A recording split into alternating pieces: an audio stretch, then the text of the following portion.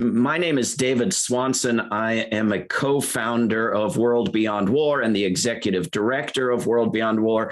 And I am delighted to be able to introduce for this webinar Kathy Kelly, who is our brand new board president at World Beyond War, who for a long time was a valued and valuable advisory board member at World Beyond War, as well as playing a leading role in the peace movement in general and in other organizations. She has been in war zones. She has been in prisons as a result of her peace activism. And she is going to be talking with us today about why war is never the answer, and introducing some other people to speak briefly as well. So please welcome and virtually applaud, though we can't hear you, Kathy Kelly. Well, thank you. Thank you very much, everyone who has joined this call. And I'm especially grateful to World Beyond War for arranging this webinar and for taking on these really extremely difficult questions about war and peace, especially at this time when the war in Ukraine is, I think, in many ways, giving warlords all over the world an upper hand. So I was especially grateful to be joined today by two people whom I think can help us with a widened perspective. And one is Eunice Neves, who is in Portugal and who was born in Portugal, but recently moved to the small city of Martola, where she has been incredibly capable in welcoming young refugees in a small but a very feasible project, it turns out, refugees from Afghanistan who are part of a permaculture project. And I asked her to describe that further because I believe that has everything to do with finding an alternative to war. And then I hope we'll also be joined by my friend Luis Antonio Sarnacabezas from Spain. And I'm so sorry, I haven't. I believe he's now here, Kathy. And I believe I've made him a co-host with the power to unmute. Oh, terrific! All right, thank you, David. I want to start out by saying that I think the longing to end the war in Ukraine is certainly on people's minds every day. And in my view, the attention being paid to the war in Ukraine ought to be the norm. It ought to be the standard for how every war anywhere in the world is covered, so that people on their TV screens or reading their newspapers would feel rising empathy for war's victims, would feel outrage and shock and indignation. Why should this war continue? And I also think that the extraordinary hospitality that's been extended to people fleeing from the war in Ukraine, not to everybody, Black and brown people, not so much. But that level of hospitality ought to be the norm. It ought to be what, of course, would be expected. But I'm also very, very aware that there's a need for something that perhaps doesn't get so much mention in the mainstream press, but I believe it's crucially needed, and that is humility. Representative Ilhan Omar in the US Congress, herself a refugee from Somalia, teamed up with Veterans for Peace recently, and they wanted to oppose the idea of establishing a no-fly zone over Ukraine because they could see how that would actually require US capacity to attack missile launching sites in Russia, and that this could quickly escalate. And we are, whether we like it or not, we're in the middle of an existential crisis of a nuclear threat becoming more normative. And this is a terrible crisis for the whole world and the possibility of World War III. So Ilhan Omar said, we need foresight, we need courage. And then she said, we need humility. And so during much of this presentation, I'd like to be guided by those ideas. I also want to say that an elderly mentor of mine recently died. His name was Jim Forrest. And the last time I'd had a long conversation with him, he was part of the Catholic worker movement. He said, you know, Kathy, think about using great works of art more often in your presentations. And I thought, well, I've never done a PowerPoint in my life. How would I be doing that on Zoom? And well, I took what he said to heart. And so I would like to ask you to join me today in taking a look at some visuals. And the first one isn't necessarily a great work of art, but I think it is very, very important. And this is two people in upstate New York holding signs that simply say the works, refer to the works of mercy and the works of war. And unfortunately, I am not able to see behind the closed captioning bar. So I wanted to do from beginning, but I can't. I think you can click slideshow near the top. Thank you, David. Okay, got it. And now I've got this security alert again. Okay, so, you know, the works of war and the works of mercy are both going on in parallel in Ukraine, but the works of war are always the same. You can read them there. And the works of mercy.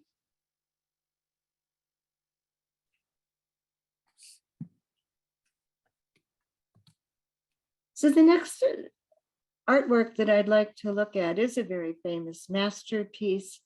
And this is a very violent painting.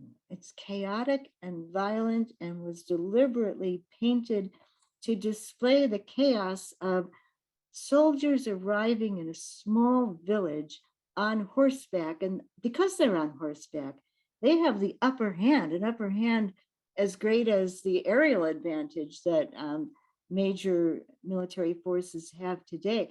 Other people can't outrun the soldiers on horseback. They can't defy them. And so the villagers are trying to somehow get through this horrible situation in which soldiers are ramming battering rams and breaking into their homes. And women are crying over their babies that have been slaughtered. People are begging the soldiers not to take their children. And this is a painting called The Massacre of the Innocents, painted by Peter Bruegel the Elder. Well, the painting was eventually acquired by the Holy Roman Emperor Rudolph II. And he wanted to display this masterpiece, but he didn't really want to display a painting that showed the soldiers appearing like a menacing, hideous force, because he had to be protected by soldiers in his empire. And so he said to the painters in his court, look, how about if you just paint over those images of children so that, you know, if a woman is holding a slaughtered child, make it look like a sack of flour. And if a soldier is beating children, make it look like those are a pack of dogs. And replace the children with birds or anything so that it doesn't look like the children are being massacred. Well, Peter Bruegel had a son who eventually managed to restore the painting to its original intent. And looking back on that, we might think, well, you know, nice try for the emperor to try to cover up what was a depiction of the massacre of the innocents. But I thought, well, you know, we should maybe allow this to be kind of a bit of a mirror into which we should look, because speaking from my perch here in the United States, we have massacred the innocents again and again. I go back to Iraq, where the economic warfare that the United States insisted on didn't overthrow Saddam Hussein. It cost the lives of hundreds of thousands of children. And we have covered up and tried to cover up again and again, United States atrocities. Sometimes these atrocities are very similar to what we accuse Putin of doing today, even bombing hospitals, slaughtering children. So another painting that I think helps us see the perspective of the human being and human rights as opposed to an oncoming military is a painting that Francisco Goya created, in which he called it the 3rd of May, 1808. And on the 2nd of May in 1808, Napoleonic forces with many French troops came into Madrid, and those who were resisting their onslaught were quickly defeated. And the next day, the Napoleonic forces wanted to round up all of the people whom they thought might have been part of this resistance. And some no doubt were, but there were many innocent people rounded up as well. And so Francisco Goya painted this scene, and it's unusual because you don't see the military depicted as nobility. They almost don't look like human beings. It looks like a big spider or something, with the legs being so visible, but no faces, no human characteristics. And then bathed in light is the very human figure of someone who is about to be executed. And I think that effort to see the faces of the victims is so very important. So I want to fast forward many, many years and go to a collective creation. A group of artists collectively went to a field in the Khyber Pakhtunkhwa area of Pakistan because they wanted to give a face to a little girl whose parents had both been killed in the Waziristan area of Pakistan by a United States drone attack. And so they managed to create an installation of her face, this innocent little girl whose siblings were also killed, that would be able to be seen by any drone operator, even unto this day, flying over those fields. And they entitled it, now this is a very harsh title, but they entitled it Not a Bug Splat. And by that title, they meant to refer to the military parlance, which for drone operators, upon hitting their target, they call the target that's been hit bug splat, because then all they see on the screen is a kind of expanding pool. And then they, in military parlance, call the people who run away, who've survived, squirters. And of course, this is very, very highly dehumanizing language. So I'm going to stop sharing for a moment. And I want to tell you about a person who challenged the insensitivity of these kinds of attacks, and who is himself an artist. And he's a professor of art now at the Tisch School of Art in New York. I first met him. His name is Dr. Wafa Bailal. When he had first come from Saudi Arabia, he was stuck in a refugee camp, a terrible refugee camp, for many years. And he had fled from Saddam Hussein's regime in Iraq. Wafa Bailal was then in Chicago teaching, and I was so happy to meet him again when he arrived in Chicago. And then I was just amazed at the step that he took. His brother, Haj, had been killed in 2004 by a United States drone attack. And Wafa felt that most people couldn't really identify with what it meant to be hit by remote aerial attacks and be an innocent person, you know, not able to run, not able to find out why you were even accused. His brother had been in a checkpoint, in line in a checkpoint. I'm sorry, it wasn't a drone attack. It was an aerial attack by a United States airplane, warplane.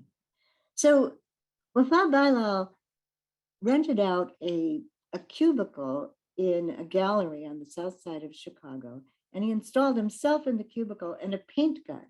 And he invited anybody who wanted to shoot that paint gun and shoot yellow pellets at him to do so online. And he called the project Domestic Tension. He eventually wrote a book about it called Shoot an Iraqi. 60,000 people aimed that paint gun at Wafa Bailo. He was behind a protective plexiglass shield, but every now and then he had to stand up and go to the restroom, and he was sleeping. He might, anyway. 60,000 people tried to shoot him. There were some who tried to swerve the gun in a different direction so that they wouldn't hit him, and many people typed words of condolence in the chat. But this was, to my mind, quite a brave project, and I thought, okay, Wafa, you've done enough. But it was not enough for Wafa Bailo. The next thing that he did was to rent out a space for another artistic presentation, in which he asked a tattoo artist to tattoo the names of every Iraqi city, major Iraqi city, on his back. And then, as the person you see in the foreground was reading the names of all of the people who had been killed in Iraq during the shock and awe bombing and the earliest years of occupation, a dot was tattooed on his back. And for all of those that were Americans who died, the dot was visible. But for those who were Iraqi, it was only visible under a kind of a black light, an infrared light. And so Wafa Bailo to this day carries on his back the names of all of the people whose dots could be fit in the space of his back. That was 25,000. But really there were 90,000 on the list. And I feel so moved by Wafa's sacrifice and by the guidance that we get from his readiness to be so very serious. He called that project in June of 2010, and counting.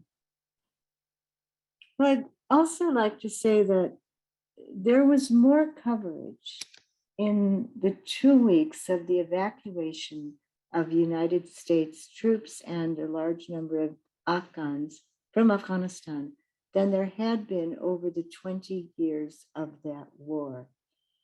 And, we didn't know that the next war that would rise up would be the war in Ukraine. But I do want us to stop and pause over that troop withdrawal. The United States didn't negotiate a peace in Afghanistan, but when we look at that troop withdrawal from Afghanistan, it seems to me there was no time of pausing and asking what happened, what were the consequences of that war, what should we never have done. But rather there was sort of a race to say, well, okay, maybe the next war will be with China. And if that's the case, we have to really up our capacity for weapons. We have to get a new generation of weapons. We have to get weapons that will enable us to win a war against China that might involve almost entirely artificial intelligence operated weapons. And the admirals and the generals were telling us, when we do these war games with China, we always lose. And the one way that we could get the upper hand in such a war would be to use a tactical nuclear weapon. And so Admiral Charles Richard had said, in the event of a war with China, recourse to nuclear weapons would become a probability, not a possibility. Well, that's something that should be gripping all of our attention. Recourse to nuclear weapons would be a probability. I mean, along with the fact that if we don't learn how to live compatibly with China and with Russia, given pandemics, nuclear weapon proliferation, and climate catastrophe, how can we collectively solve those problems if we're always to be in conflict and at war and aiming weapons and using weapons? And so I think there's a very important need right now to go back to the withdrawal of the troops from Afghanistan and not to look away from a particular day. And I'm thinking of August 29th. And on August 29th in Afghanistan, there was a man named Zemarai Ahmadi. And by many people's standards, Zemarai Ahmadi would have been a very, very lucky person because his bags were packed to be going to the United States. He had a visa. And being able to go to the United States meant he could bring his family. And so on what he thought would be his last day in Kabul, he was doing all kinds of errands. And he had the company car. And I can tell you in 27 visits to Afghanistan, I always saw Kabul sort of through a keyhole. I only went to one neighborhood and I always went back to the same neighborhood. But I can tell you, I never knew anybody who owned a car. Well, it wasn't his car, it was the company car. But Zemarai Ahmadi was dropping colleagues off and picking colleagues up. And his wife had said, be sure to bring back water because they supported their entire extended family. And there was a drought in Kabul and they would need water. So he picked up canisters of water and his boss wanted him to pick up a computer. So he's doing all these things. And then the Ahmadi family had a very lovely tradition. When Dad came back with the car and drove into the driveway, he would always let one of the older boys park the car. And all the kids would come running out and say, oh, Daddy's home. Who's going to park the car? Well, Zemarai Ahmadi had no way of knowing that he had been followed for 8 hours by a United States drone. He had been wrongfully determined to be a terrorist. They believed that he had gone to the safe house of what's called Islamic State in the Khorasan province. It was his boss's home. It wasn't any kind of a safe house. And they believed that he was picking up other terrorists. And when he was gingerly placing the water in the back of his car, they believed he was placing explosives in the back of his car to be detonated at the airport. And so they call it confirmation bias. The people operating the drones had it wrong, but they kept on confirming their own bias that this is our guy. And so as he was driving into the driveway, they all concurred he has to be killed. And so the Reaper drone flying overhead fired a Hellfire missile, 100 pounds of molten lead landed on that car as the children were running out to greet Dad. And 10 members of the Ahmadi family were killed. 7 of them were children, 3 of them were toddlers. So I know it's very, very important for me to spend time with the faces of those people. And so I'd like to move this ahead. This is Zemarai Ahmadi, age 46. His oldest son, Zomir Ahmadi, age 20. The next eldest son, Faisal Ahmadi, age 16. And then Barzad Ahmadi, age 10. The children of Zemarai Ahmadi's brother, Ronal, who was also hoping to be going to the United States. These 2 little boys, Benjamin, age 6, Otwin, age 7, and then the 3 little girls, part of the extended family, Hayat, age 2, and then the twins, Somaya and Malika, age 3. The United States Air Force conducted an investigation which ended in saying that no wrongdoing had been done, that nobody could be held accountable. They said that you have to understand the context. And it was a General Sami Said who said that the context was that the Hamid Karzai International Airport had been attacked and 13 US military had been killed. President Biden had said, "We will hunt you down, we will find you, we will never forgive." And the context, he said, was also that they were afraid there could be another attack and they needed to prevent it. But I think we have to back up and understand a wider and a broader context. And to do that, I believe it's important to examine a man named Daniel Hale.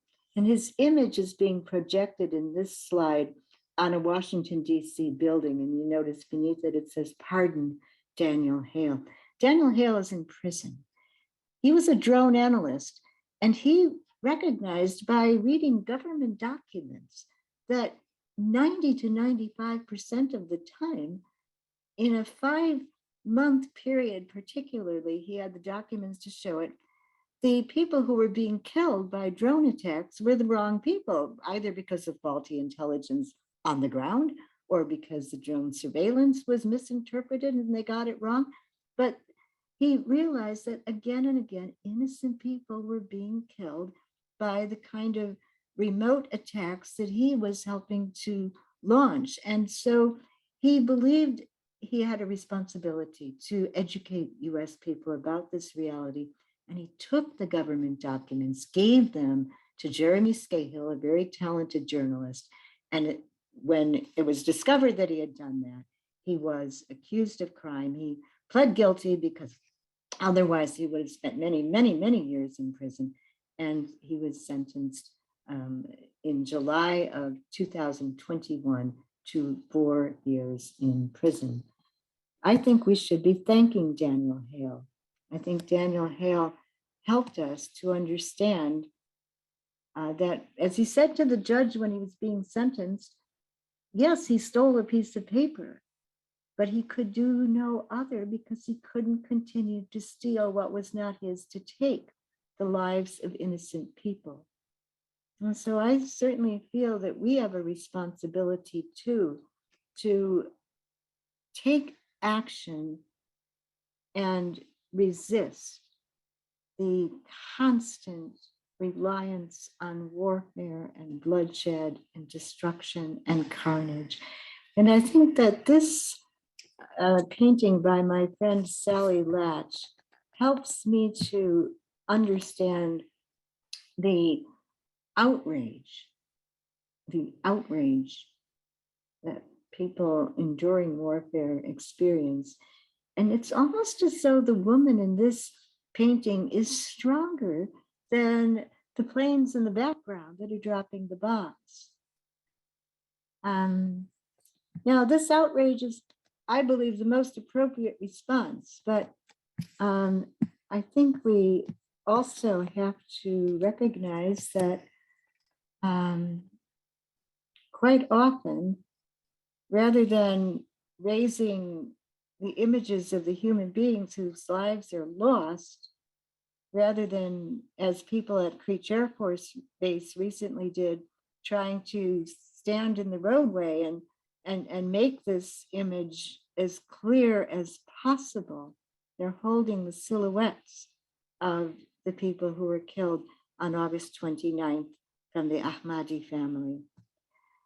We have another inverse of that approach, which is to sort of celebrate wars. This is the Lockheed Martin company's trajectory of basically it registers profit. You see at February 24th, how the line, as soon as the war in Ukraine began, starts to go up. Well, it keeps going up. Now it's come down a bit by the 16th of March. But the companies that are selling weapons and that are now able to anticipate more NATO states that will want to receive and be trained in and use weapons, who can now say that their options for involving more and more countries, like Northrop Grumman's options and Raytheon's options, see how similar that line is, have just made more profits for them. And this is something that again and again we find the warlords will be cheering. They won't express outrage over a war. They'll express something like Thanksgiving. Look at how good our profits are now. And when Pope Francis came to the United States, he went before the US Congress and he posed the question, why would any country ever give weapons to other countries that are at war? And then he answered his own question. He said, the answer is simple. He said, the answer is money.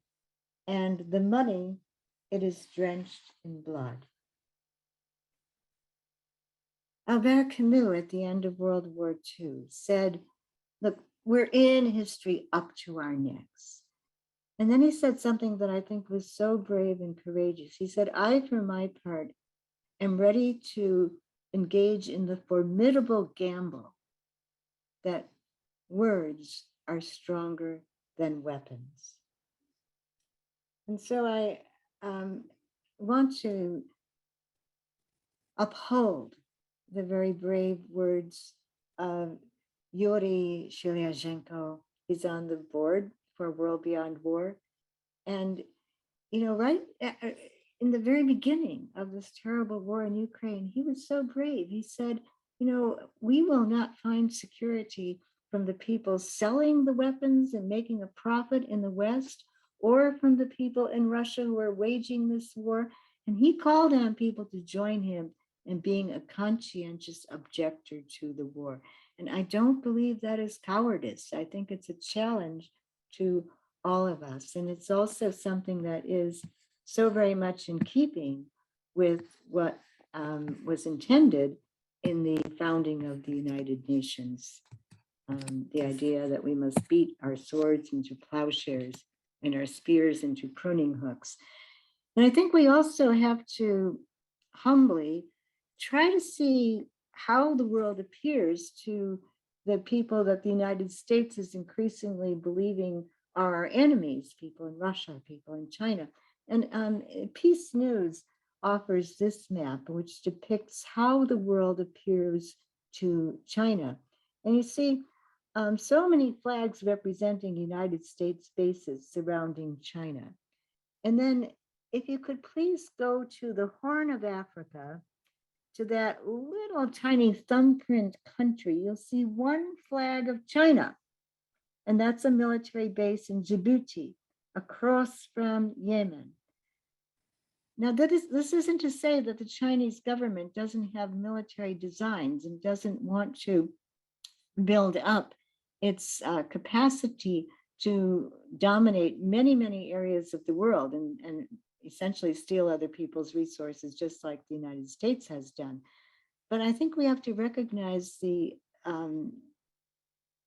very frightening reality of nuclear weapons held by the United States and Russia, and how the readiness to use these nuclear weapons has put the entire world at risk, endangered and threatened the entire world.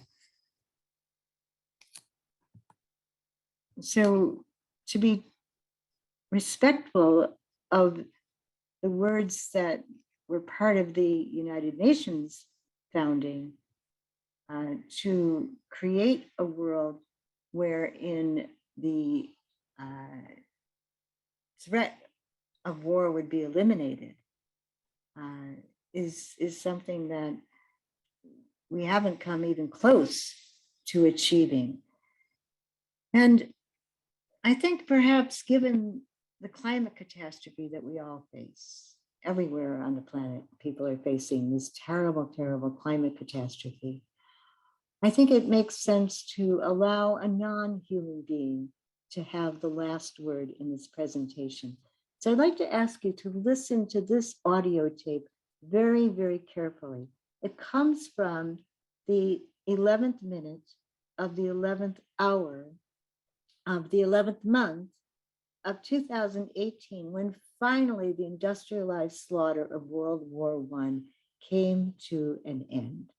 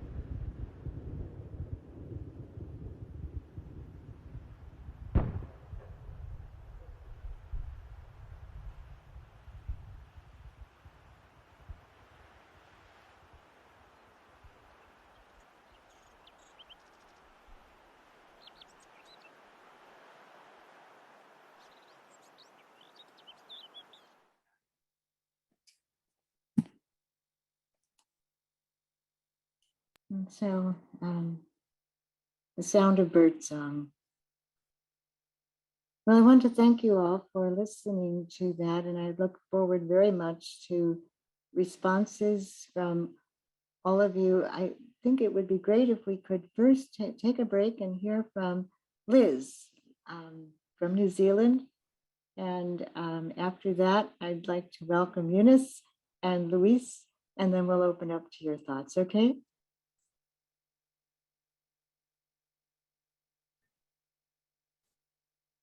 I wonder if, Liz, I can't see you on my screen, but we were hoping that Liz would be able to give just a little bit more identification of World Beyond War.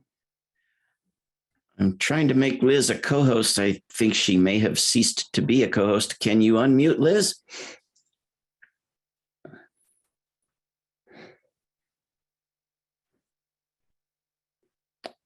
Hello. Hello. Can you hear me? We can hear you. Okay, thank you. Well, I actually feel very overwhelmed, Kathy, by your presentation. Very, very moving. Thank you so much. And I guess as we farewell our wonderful Leah Bolger, President of World Beyond War, who I think she's on this webinar today, we are so grateful to welcome Kathy Kelly, the amazing Kathy, who's stepping up to be our new president. So thank you so much. I just want to take a minute or two to let everybody know a couple of things that World Beyond War is involved with that you might be interested in, because we do a lot of things. We've got an incredible staff and volunteers all around the world, and we really work hard to really try and stop war, absolutely. So, and we have a number of webinars. There's one coming up shortly, and our conference is in July, our big conference. I don't know if David, if we could just put some of the links in the chat, if people could just click on them. It's an amazing global online conference, and it's going to be fantastic. And also just to remind everyone, please, if you would like to support us, we do need a lot of money to keep going. And even just a price of a cup of coffee every week, or legacy in your will, or anything in between would be really, really great to keep us going. We are organizing a Stop Lockheed Martin campaign, another global campaign. We're partnering with 100 other organizations around the world. It's from the 21st to the 28th of April, and which is the AGM of the company. And so as Kathy pointed out, their shares have gone up massively, 30% since the war in Ukraine. And they really are making a killing out of killing. So if you'd like to jump on that campaign, please, please do that. Please jump on our mailing list, look at our social media. We've got all the usual channels of social media, and we have book clubs as well you can join. And the most important thing is our next course, our next online course, which is starting really, really soon. It's called World War Abolition 101. It's a 6-week online course giving participants an opportunity to learn from and dialogue with and strategize for change with World Beyond War experts, peer activists, and change makers around the world. So so that's some of the things. And please, I know you're all doing amazing things now, and thank you for everything you're doing. So I think now David and I are going to field some questions. David, I've got a question here. Oh, Liz, Yes. I'm just going to interrupt. Actually, our plan is to hear from 2 more people for brief presentations, and then we'll have questions following all of that. Is that okay? Sorry. Yep. All right, thank you. Thank you, sorry. So, Eunice, I wonder if I could ask you to go first. Eunice has become such a good friend to so many people because of her incredible work helping to resettle a group of young Afghans who now have joined her in Nartala. a small city in southern Portugal.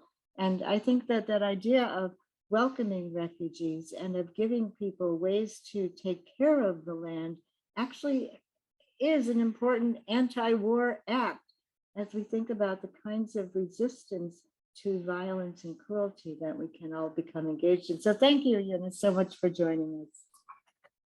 Thank you for the invitation, Kathy. And thank you so much for your presentation.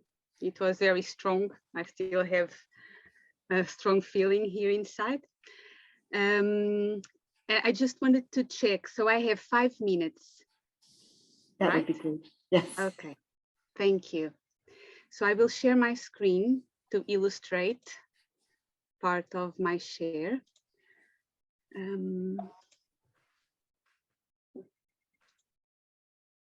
you see my screen? Yes, thank you. Okay. Okay, so yes, as Kathy explained, I would like to share our project here in Portugal, which we call Terra de Abrigo, the land of shelter. And we recently, last month, welcomed, finally, 8 young people from Afghanistan, 7 adults and 1 baby. So briefly, my connection to Afghanistan came from my permaculture teacher and mentor, Rosemary Morrow, an Australian permaculture pioneer who has dedicated their life to teach permaculture in very difficult conditions. So she taught in Kabul several times, and she has permaculture students there. And in the past years, I've been following some of her students, helping them settling, trying to set up a local permaculture ONG, taking permaculture to schools, to redesigning gardens, and finding solutions to producing food, purifying water. So it always amazed me how ambitious they were in trying to change their world, even though there were so many challenges. And when Kabul fell to the Taliban on 15th of August, those people that we had been in close touch, they started reaching us, asking for help. And first it was just a group of 2. Then a few days after, we had 10 people asking for help, and it continued growing, the number. And Rosemary and I tried to find different solutions within our permaculture network to support our friends. We started looking at India as an option because we had a strong community there, and people were open to welcome some of our friends in their farms and their projects. And we started exploring also other possibilities. And that's how I met Kathy and a wonderful group of international volunteers who we now call our international team. And we started working since then to find solutions for our friends. So as I was saying, we started with India. It ended up not being a possibility, mainly because of the government. We looked also at the US as a possibility, at Australia. We applied for several visas for Australia, looked at Canada as well.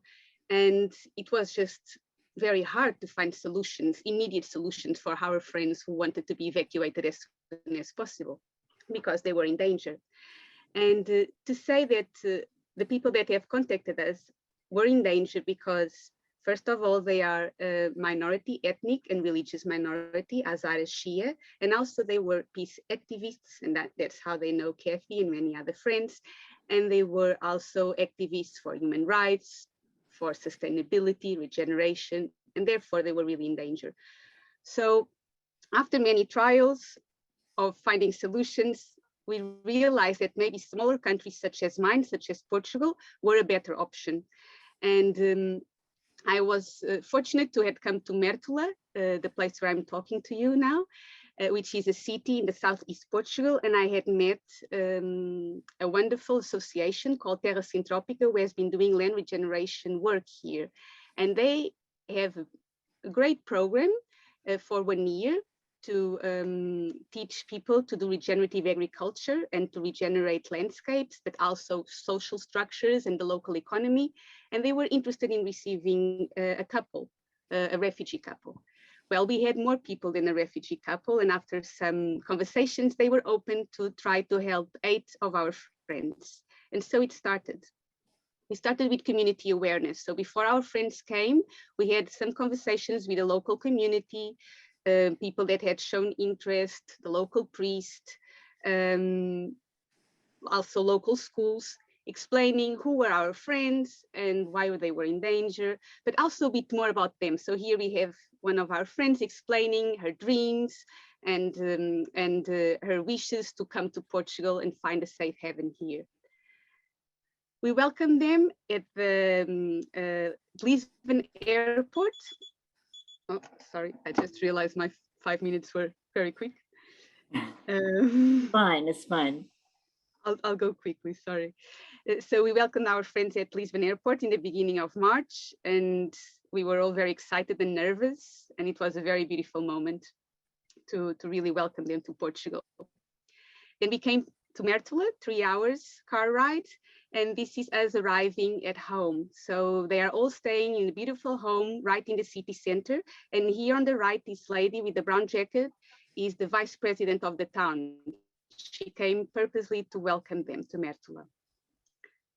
This is her giving, greetings and welcoming them to their new home and their new village and their new community. This is the first meal that different people from the community brought together to share with our friends. And then the next days, they had the chance to meet more people. This is the local farmer with whom actually they are learning in their land scholarship program. Also beautiful to see the ladies at the local market. The baby, it's always, everyone gets marveled about the baby, and it's always a good way to get people to interact with our friends. And this is the lady offering some oranges. Also, right in the first weekend, there was a program for children at the library. So our baby went with his mother. This is the shoe ladies also wanting to help us finding the right boots for our friends to work on the farm, and ending up offering shoes to the baby and to the ladies. And I'm showing these photos just to show how I think we as humans are inherently beneficial, and we want to benefit others. And when we have the chance to do it, when it's actually at our reach, we do it. And all these people from the local community, just by talking to them and sharing a bit the story of our friends, they feel so fortunate that they are able to contribute to a better life for all of them. So it has been beautiful to see. And we have a Bolsa de Terras program. So it's a program they will be doing for 11 months that includes regenerative agriculture, but also focuses on the cultural exploration of the region and the country, and also some cultural exchange and personal exchanges and personal development. It's beautiful also as part of this program that we have lunch all together with the Terra Sintropica and the local community at the cafe, which is a great opportunity for our friends to get in touch with more people and widen their network. This is them at the farm with Antonio learning about trees and planting seeds. And it's amazing because they came, and less than a week after they were asking us to do things, they wanted to start working. They had been for so many months locked at home, fearing for their lives, and they were thirsty of life. That's what I felt. And this is some of the works we have been doing in the past weeks. And I think that being in nature, healing nature, it's also healing ourselves. And here in the middle, laughing, is Laura. She's the social worker who is part of our team and has been really helping our friends to, for example, here they were seeding joy and they were seeding happiness, and to reflect on what they've gone through and hopefully overcome. We also have been enjoying nature, the local region, and doing picnics together. And they are learning Portuguese with Inês, also a volunteer from our organization. They are also learning about the local culture and the region with Nuno from Serra Sintropica, who is a local guide. And they are also exchanging with us their culture. So this was Nowruz, the Persian New Year celebration, where they shared a lot about their celebration, their culture with us, and they were beautifully dressed. And we all had the pleasure of enjoying their food. And all the furniture from the living room was gone, and we were sitting all on the floor. We learned about the egg game that they usually traditionally do in Afghanistan. It was really beautiful. The ladies dressed me properly, and they painted my hands with henna, and we all danced. Even Antonio the farmer was trying to dance. So it's just beautiful to see this exchange between all of us. And just to finish, and because our program is really connected with land stewardship and land regeneration, and also that's what permaculture is about. How can we live sustainably and regenerative on the planet? And I think that peace and land stewardship are intimately connected, because the planet provides enough to satisfy all our needs, but not our greed. And I do believe that peace is impossible when essential resources are scarce. But when ecosystems are healthy, there is endless abundance for everyone. And we can create endless ecosystems. And we know it's easier to sometimes work with nature.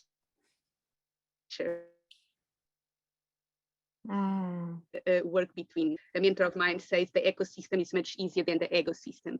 But I think in Metla we are showing the opposite. And yes, I'm very pleased to share with you a bit of our past month. Thank you.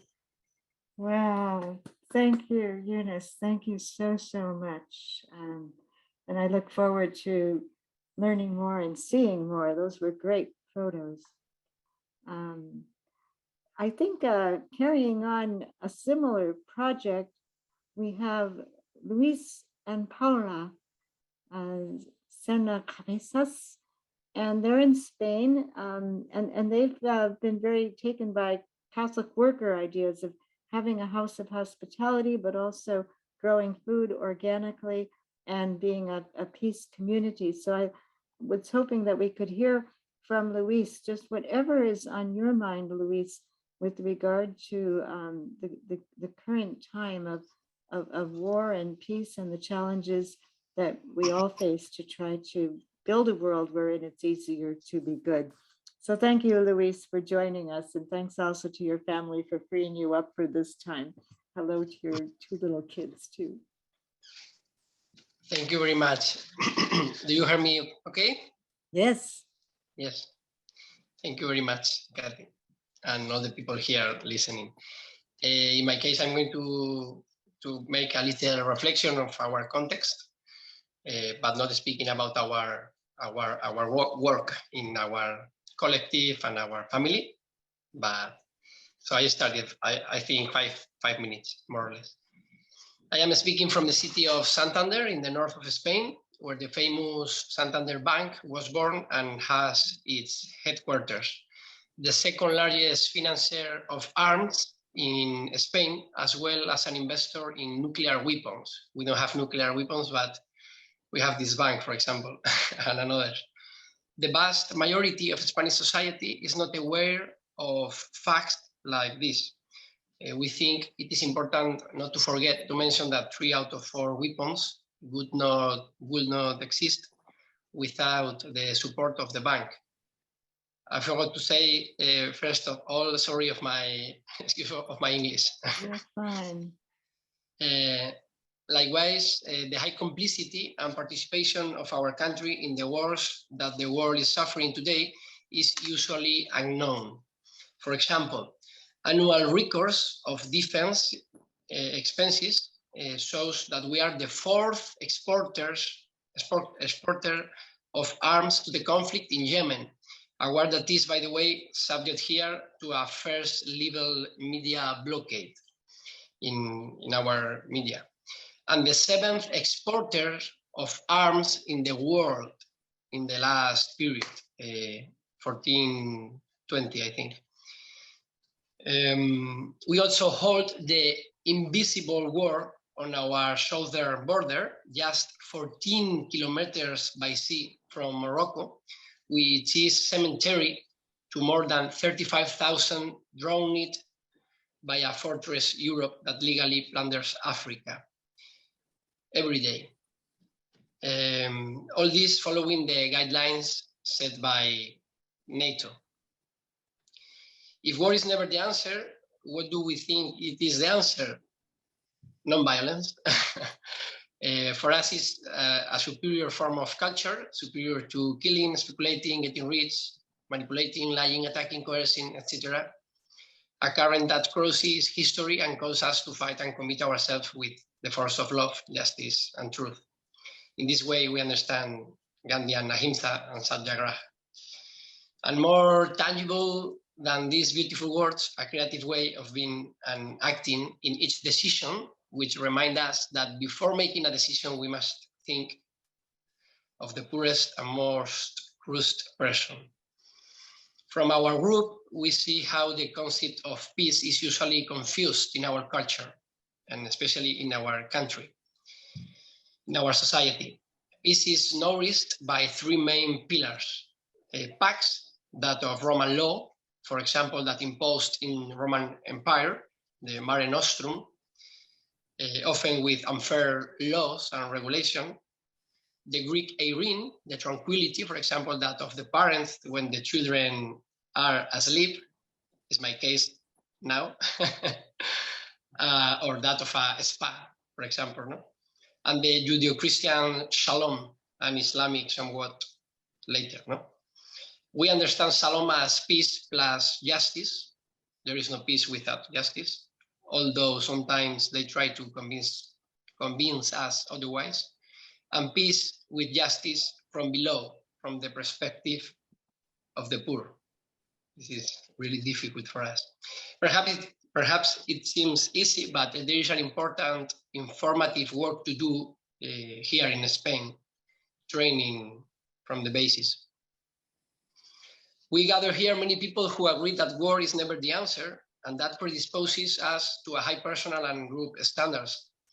We firmly believe that our response to a world at war must walk towards a more intensive experience of peace.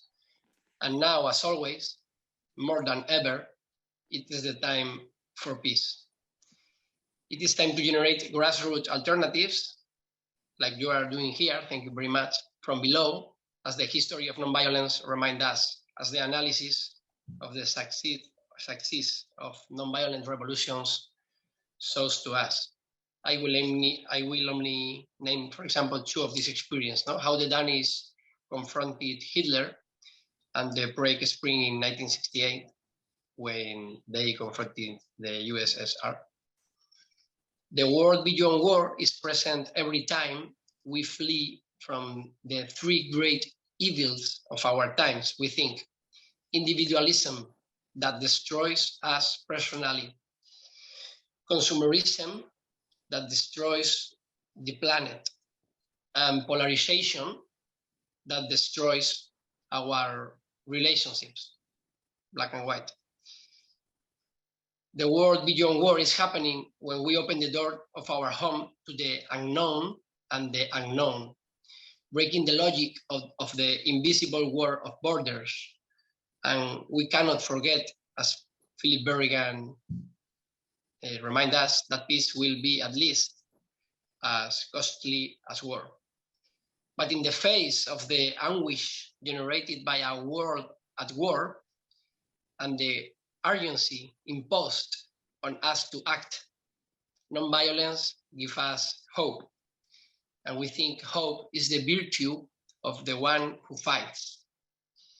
Finally, if you come to Spain, we invite all of you to contact us, to visit us, and we can try to organize something together. We have a small network of committed homes across more or less all the country. And for final, I thank you very much for listening. I put in the chat a little link from a little new of our of things we do, for you can check a little thing. Thank you very much. Thank you. And of course, we will meet with Eunice. We are not far. Well, thank you, both of you. I'm very, very grateful for your thoughts. Maybe now turn it over to David and Liz, who very graciously volunteered to help us organize ourselves for a Q&A time.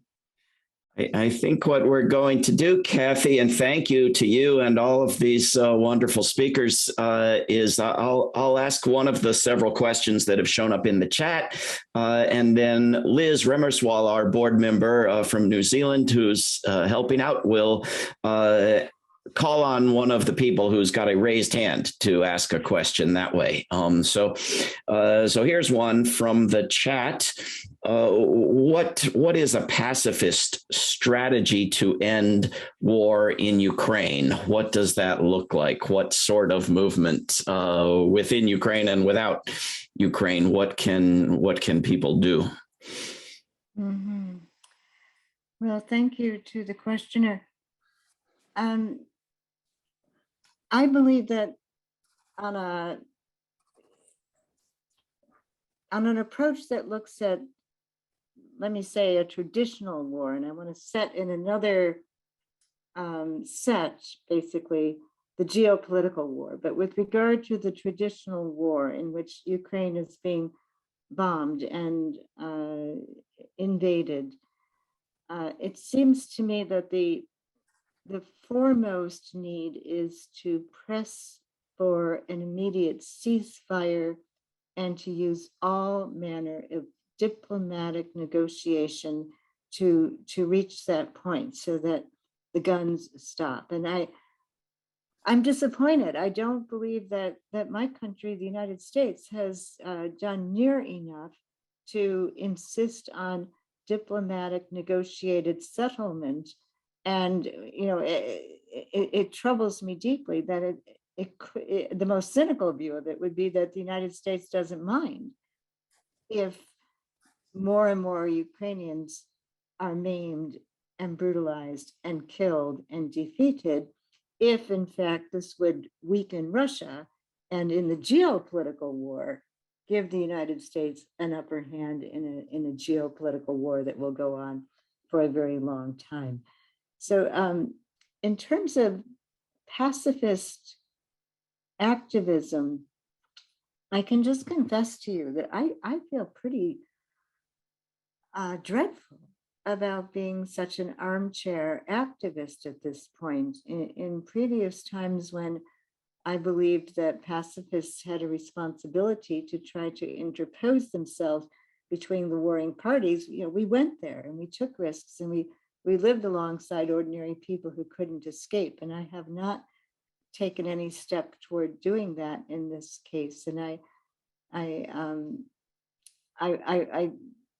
I see hints of various possibilities. I've been so impressed by my friend Cleva Butterly from Ireland, whom I believe is now crossing into Ukraine with accompanying ambulances to help get people out who might perhaps be a bit safer if there is Western accompaniment of those ambulances, but there's no guarantee. I think that at one point there was mention on the part of Catholic pacifists that if the Pope would be willing to go to a city inside Ukraine, that people would join him there. And I thought, well, that's got a dynamic possibility. I think that we should certainly give all solidarity and support to Yulia Shilizhenko and others who are speaking up from within Ukraine, and likewise try to give all solidarity and support to people in Russia who, are at great risk when they speak up.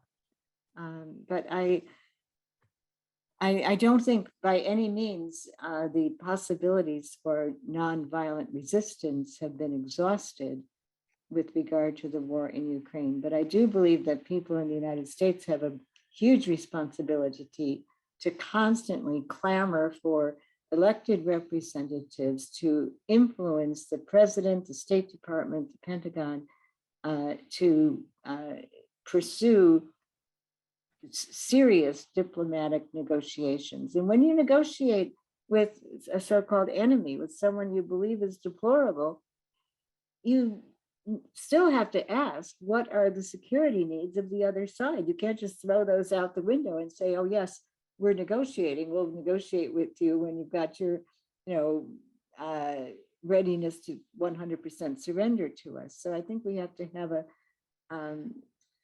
it was certainly to overcome the media tendency in our country to say, well, they're the good guys and the bad guys, and it's kind of cartoonized, and let's not get much further than that because that's too complicated. We have to get into the nuanced understandings as well. I particularly want to recommend the writing of Professor Richard Falk, an international law scholar who keeps a pretty steady blog going, just F-A-L-K is the spelling of his last name. He's made a great deal of sense to me. He's, I think, 93 years old, and I think he has a right to be an armchair activist.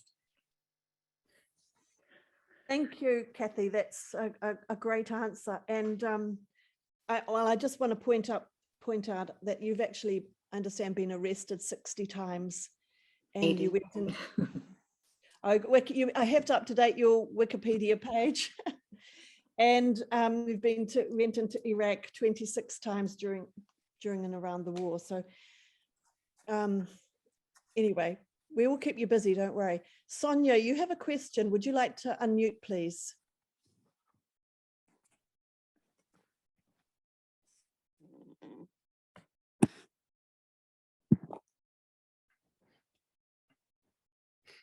Sonia, are you going to unmute and ask your question? I'm going to click ask to unmute. Did you click that, Liz? Yes. There we go. Can you hear? There it goes. Yeah, can you hear me now? Yep, thank you. Okay, thank you. Hi, everybody from Italy. Thank you, Kathy. It was Oh, very nice. interesting. Yeah, my question is about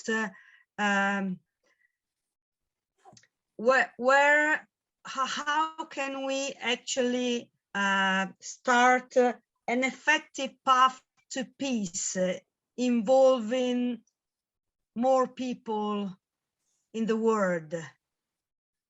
Mm-hmm. Because for me here in Italy, it's an issue that I find it difficult to involve people. Now, of course, there is a war in Ukraine, so people have a sort of interest in what is going on, but I've always thought about how to actually start a path to peace, and that for me hasn't started so far. I mean, for most of the people, they all think peace is something is there all the time, and now we can see it's not. Thank you very much. Well, thank you, Sonia. And I'm sure that people in Europe are feeling a great anxiety, and it's well grounded. But I think that grassroots efforts are always important, and that undertaking what may seem like small efforts, but building together gatherings of kindred spirits, much like what Eunice has spoken of, or what Luis Antonio spoke of, I think that's very, very important. And Anthony Donovan in the chat has just mentioned the reality that anywhere in the world, people can address this issue of the nuclear threat. And I actually think we should have an international treaty banning the capacity of nuclear weapon wielding states to even make a nuclear threat, because then, they can be menacing bullies and tell everybody all around the world, do as we say, or we'll bring the whole house down. But I think that the Treaty for the Prohibition of Nuclear Weapons has now been ratified by, I believe, 58 different countries. And each of us in our own cities can actually start to say, well, even if our country didn't ratify it, it's international law. Our country, like the United States, for instance, is an international outlier, but our cities can begin to implement the measures in the Treaty for the Prohibition of Nuclear Weapons by saying no development, storage, sale, and certainly use of nuclear weapons is allowed. So for instance, in Ireland, now I know Ireland has a lot to do in trying to stop US warplanes from going in and out of Shannon Airport, but I certainly do have to applaud the Irish government for making it the law of the land, now that they've signed that treaty, that anybody who engages in research or sales or any kind of aspect of nuclear weapon development or maintenance or usage could risk life in prison and huge fines. So we can, on the grassroots level, insist that our faith-based communities, our academic communities, and our community organizations embrace the demand for an end to nuclear weapons and recognize, for instance, as Earth Day is coming up, that the greatest polluters on the planet and the greatest consumers of fossil fuels are the militaries, and that we cannot begin to solve the very real problems we're all facing in terms of pandemic, nuclear weapon proliferation, and climate catastrophe until we dismantle these huge and bloated military systems. But that can be done at a very grassroots level. And I also want to stress education, education, education. And I know I'm preaching to a wonderful choir here of people whose education and activism has been constant and lifelong. So don't forget to give yourselves a pat on the back for all that you've already done, including you, Sonia. Thank you. Thank you.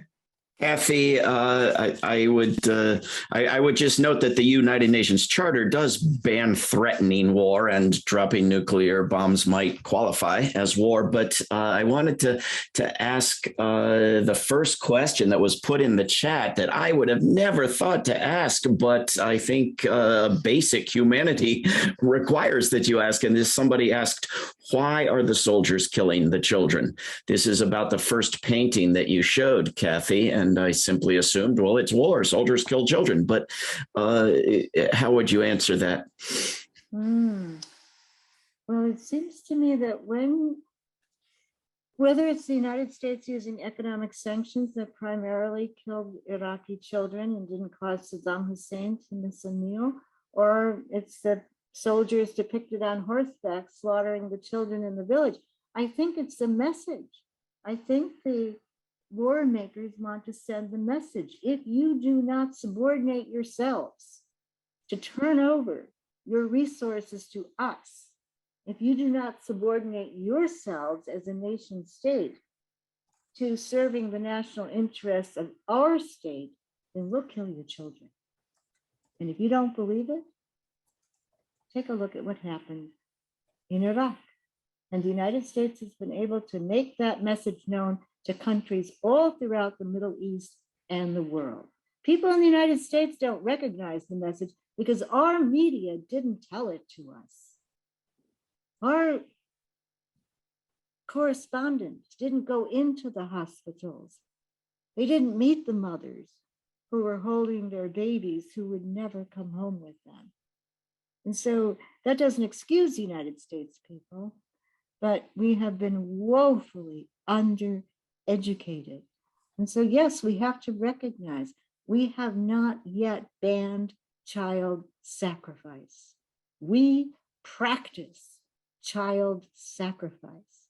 And it's as wrong today as it was in ancient civilizations. And how can the children forgive us? Might be the next question, particularly as the planet that we would hand off to the next generations is devastated by the foolish combination of greed and weapons. Thank you, Kathy. Our next question comes from Gary Crane. Gary, can you unmute, please? And we just a brief question so that we can get round everybody in the last 12 minutes. Thank you.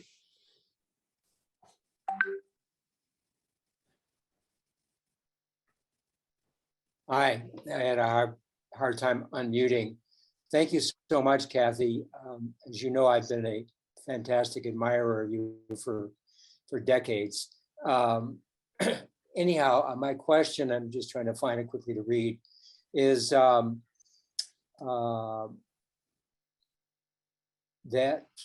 I'm curious your ideas about what are your ideas about why nonviolent resistance campaigns, all of which desperately need, in my opinion, and hopefully yours, new game changer tools specifically designed to catalyze moral courage at scale, so we can recruit the numbers of resistors and resistor supporters necessary to have a realistic chance to win. And yet, why it seems that every camp we've written to, about 60 of them, seem to be rather reluctant to try out these new tools. We've spent almost $60,000 in developing and 4 years of research, and are even offering grants to campaigns willing to beta test them. Do you have any ideas why campaigns would be resistant to, and maybe I'm asking the wrong question, so feel free to replace it, would be resistant to try out such a new tool, which is, to me, obviously needed. I mean, it's great to do small scale civil disobedience where 5, 10, 20, 30 people risk arrest for the PR value. But if we really want to win or have a realistic chance of win, we need, thousands and thousands of times more than that. As was exemplified by the success story of how we stopped the invasion of Nicaragua during the 80s with the Pledge to Resist. So anyhow, and I applaud David's work and Daniel Hunter and George Kelly, and you, I think the 4 luminaries in the field. But I've still never found anybody interested. We use technology for 95% of the reasons we use technology is for bullshit. Why don't we use technology for what would be the highest purpose possible, which was to catalyze moral courage at scale? Thank you, Gary. Well, thank you, Gary. I noticed that in the chat you did include a way to stay in touch with you. And so I would like to encourage everybody on this call to jot that down and to consider being in touch with Gary and these tools, the resources that you're making available. You're right that, we at scale would be, exponentially greater than where we're at right now.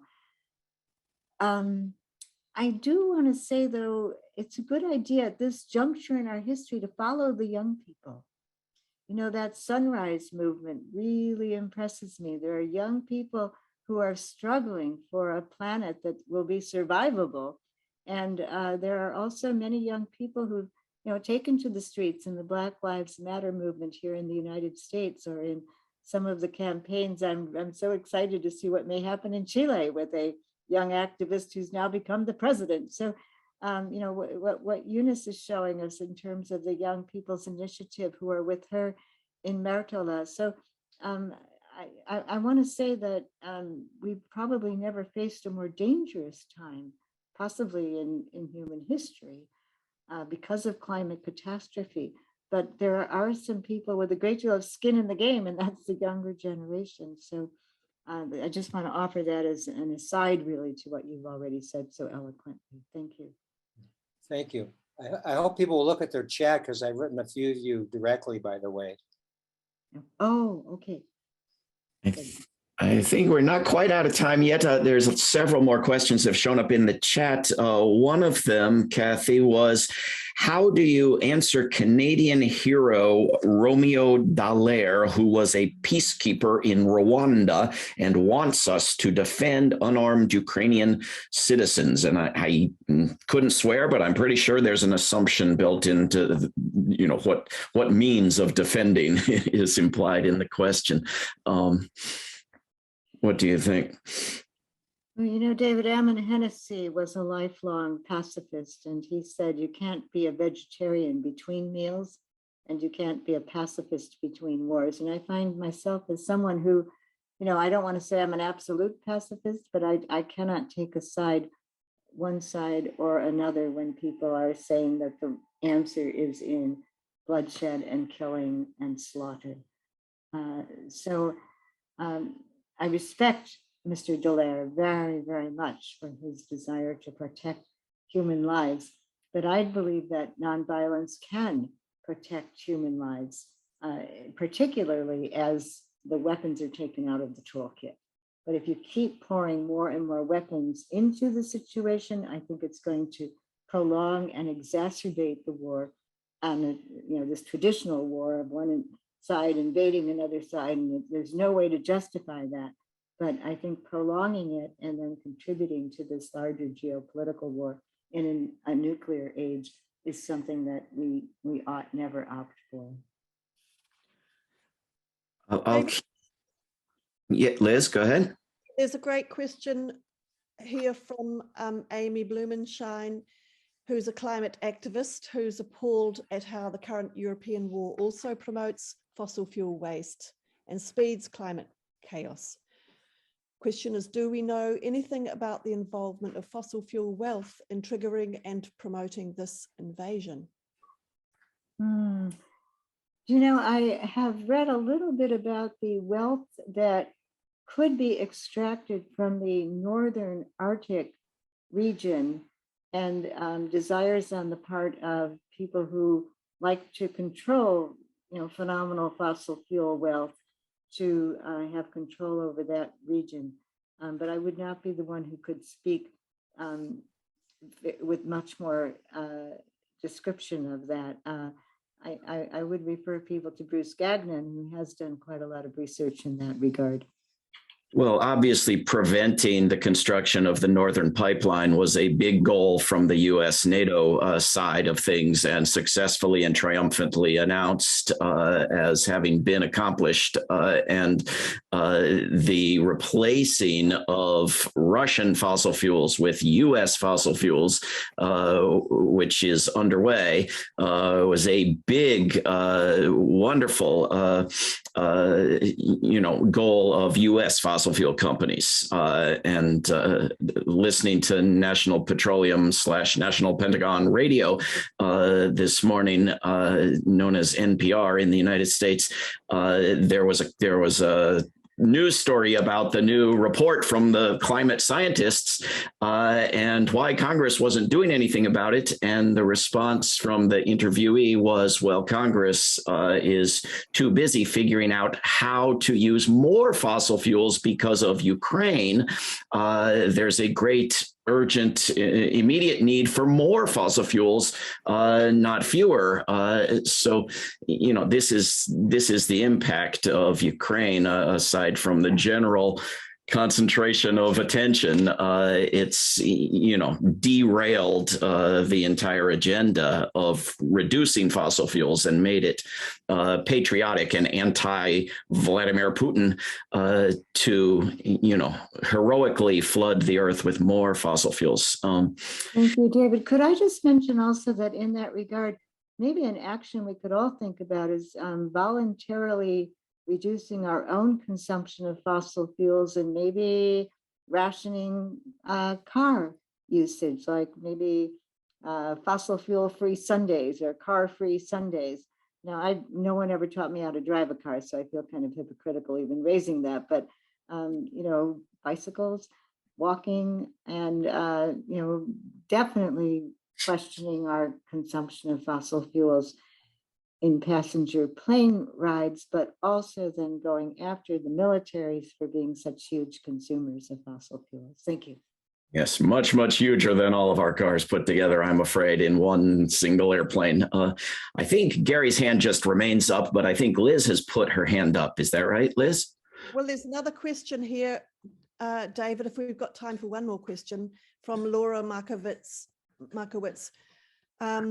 What does a pacifist strategy look like? Yeah, I asked that one.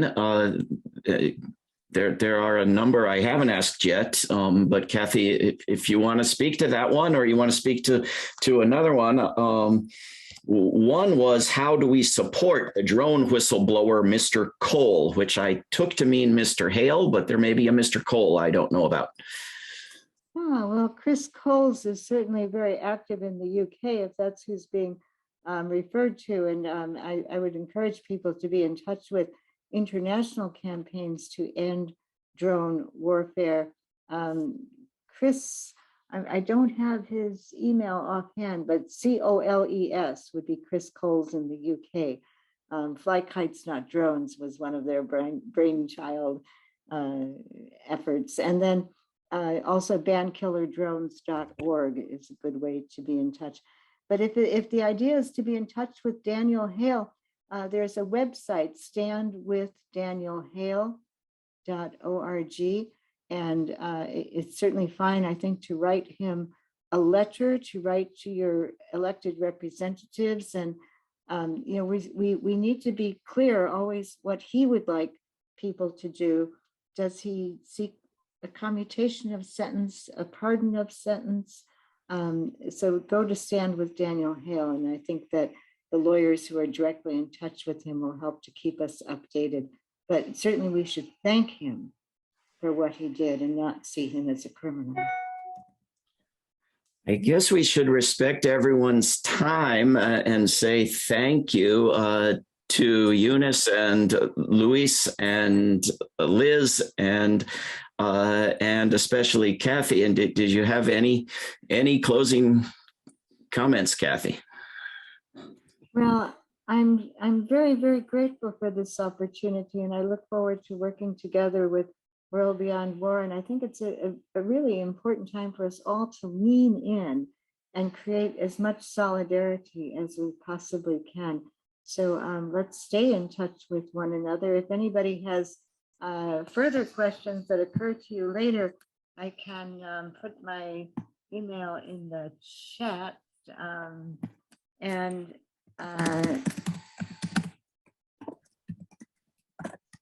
I think that the chance to try to build a better world is actually a wonderful opportunity that we're always facing, and that in order to do that, all of us need to seek complete disarmament and try to find ways to no longer support the violence that is endangering every species, every person, every child. And so that means, I believe, finding ways to abolish war, all wars. And I think that this organization, World Beyond War, is a great way to promote that. So thank you very much. Thank you, Kathy. Thank you, everyone, for the wonderful questions. We will try to email everyone who signed up for this, everything that was in the chat and the link to the video and further information. So thanks for being here.